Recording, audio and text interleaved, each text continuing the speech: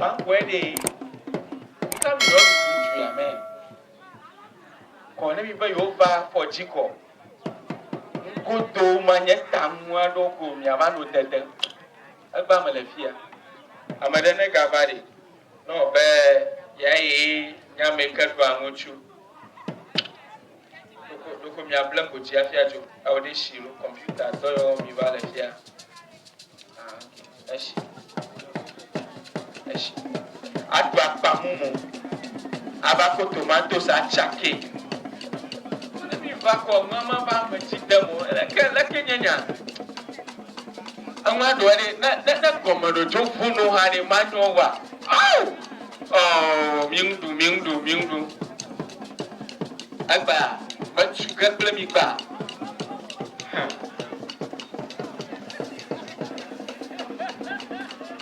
ka nke ga joga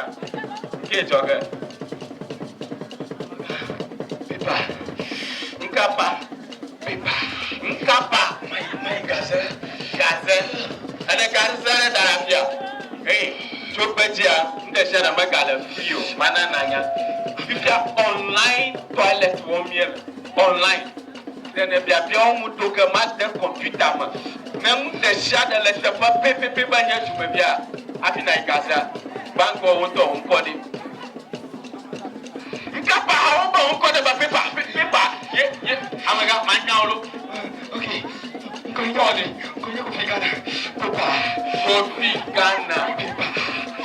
Coffee Ghana. What you got? Backward. I'm coming at you. I'm a paper. Never know you. The catcher, John, I catch up.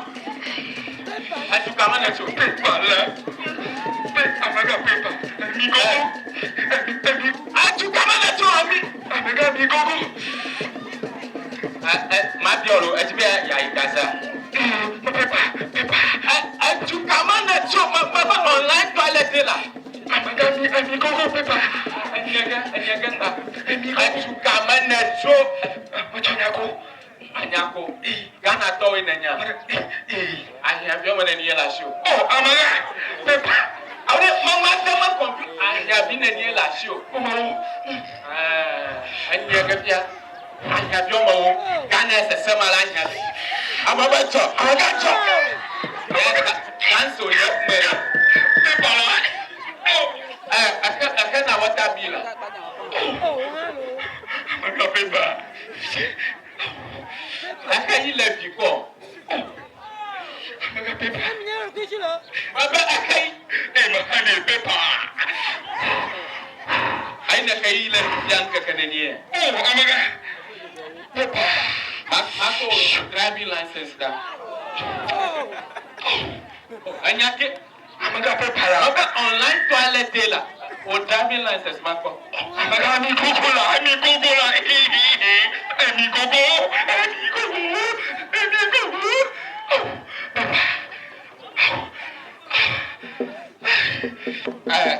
Pass. Nkaka mala ha. Amaga nyemi na fiolo.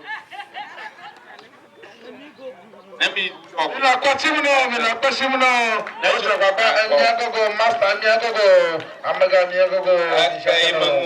Master, second. Yes, because you could be a amuleto. When you get me a young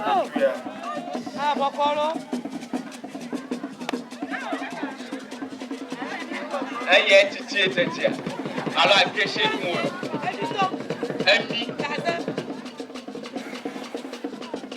Oh my God, no human. No human.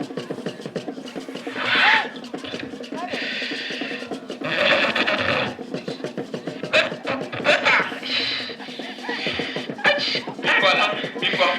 Abankaha, paper. I don't you young the shadow. Digitization, if you are Ghana, Magala. Can you go to my paper? Come on, no. Ghana card last year. Oh, Ghana card number I enter. 3040. After the last year. Paper. About the last year. Oh, that's a good. And here. And you so.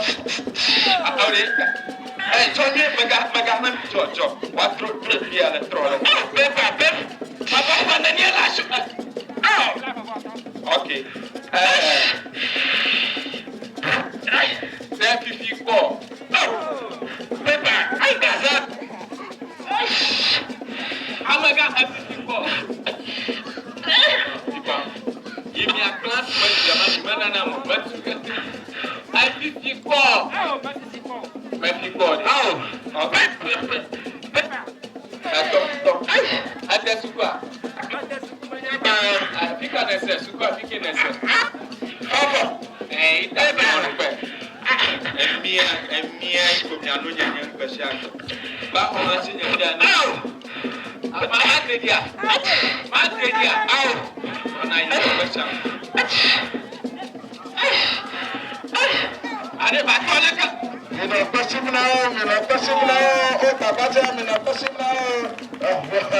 the chicken clever hammer and a pitch of bear, a bag as a 2 years old, and a fear. Aria got a person in one of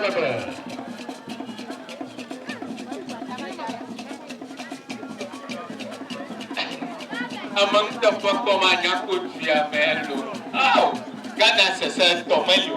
Yen pick up where the super coaching to him about. Obama no coaching Mongo letter the university.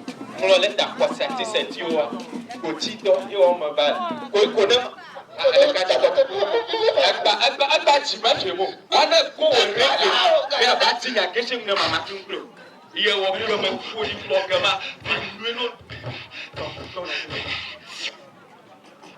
hey, don't try me to connect.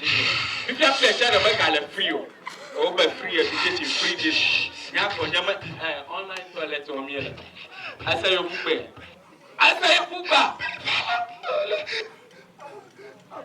The cat is Bamato.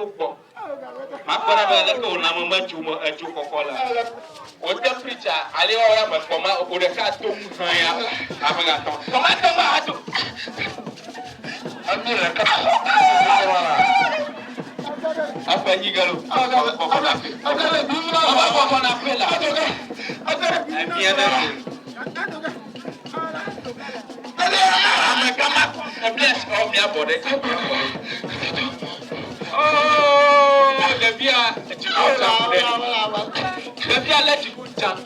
I hit the capital Britannia 100 for 79. I talk for me. Already.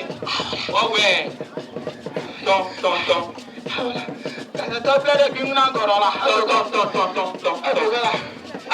The catch is Thomas Biolo. That's all I show. I can't show here.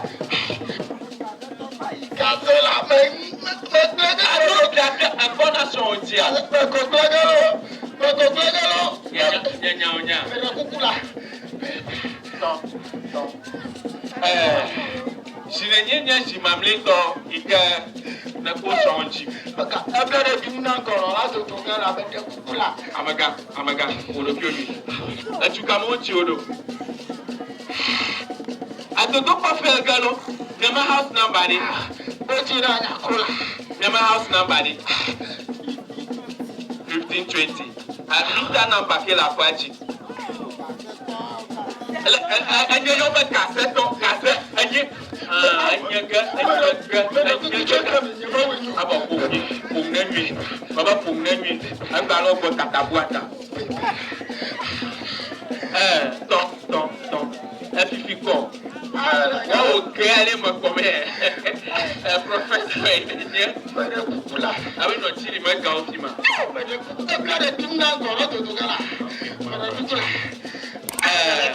Então, eu uma neném lá, senhor. Vamos tocar. É de piano. I got mad gas on. I got gas. Maybe I wait a moment and tell me when you're back. Cassette or Manjamico. Cassette or Manjamico. Cassette or Manjamico.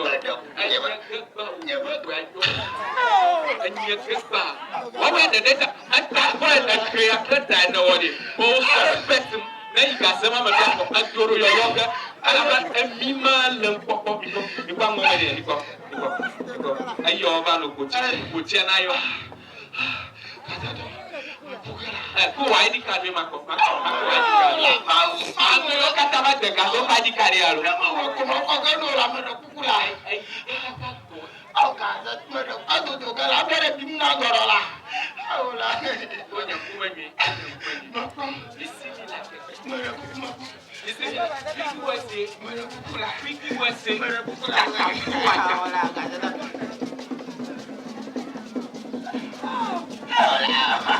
Okay, ba. Anya, bibiani. Wa anje na deti ani ba kwa. Au ga inyo ma ga deti. Ole. Nana kama le. Aola. Maga gle, utonya. Anyale mi onara mwanji la o. Oya tuwa pawala. Bugamani. Antu komo lo poka yoka. Yene kata kwa timpo. Achinya.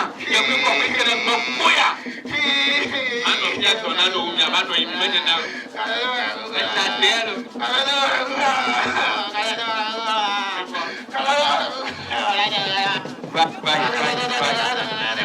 Bye. Tia. Acho nagawe. Bakan na ni bayola. Online toilet. Best you can paper no show mo. Ina koshim now. Kaya kata alu monto kaba duko kata muchi. Seto. Mele pia mi abai. Let me cook for bilo lo kala mi omi mat. Acho mi adobe. Misha tane.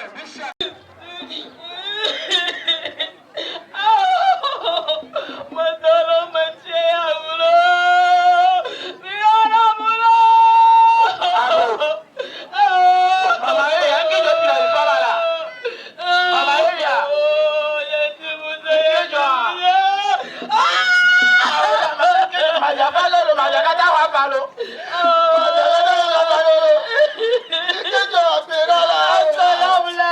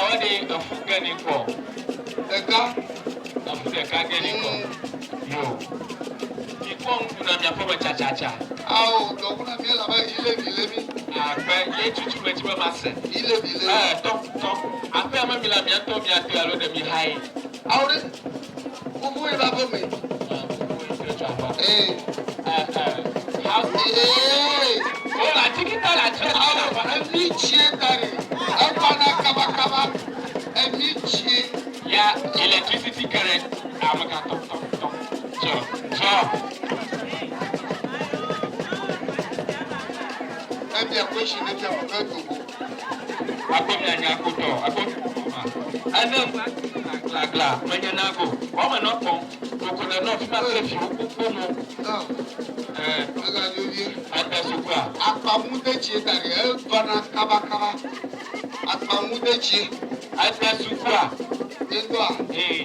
Oh, we know you better than what the never teach our never teach a bus who I thought we want to fool my phone. Never teach a lot food my phone. Never teach a lot food my phone.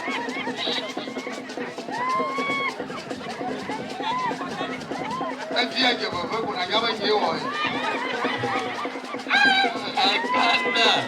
Okay. Lances Lasho. Lances Aka. Say, Madonna. Lasho Aqua. Madonna. Get back here. And me, I don't mind me the kind of patient Yamalade. Then I meet you when you put you on you like a morning. I have been in Lasho. I have you, woman and dear Lasia. The Camelo, come on, Mammy or Moyo, and yet of Yalola. I know I want to do here. I want to lock it here. I have a we never join you, but Ghana assassin. We look at our women. I said, Ghana can't wear. I said, I got a Ghana card. Number one, you have a problem about. I can't not feel like Yati. You know, come allow you a daddy to come here. My God, me the okay. I am going to ID card. Let come Ganya and Yanko Ton and Nacho, Pum Bafia, Joe, Sabafia, let come on. I don't mind if you know. I told you Yamadola. Who you Yamadola? You're going to my allergy, my Yanaga. I'll neighbor you put me back. Then you put me back. I am here.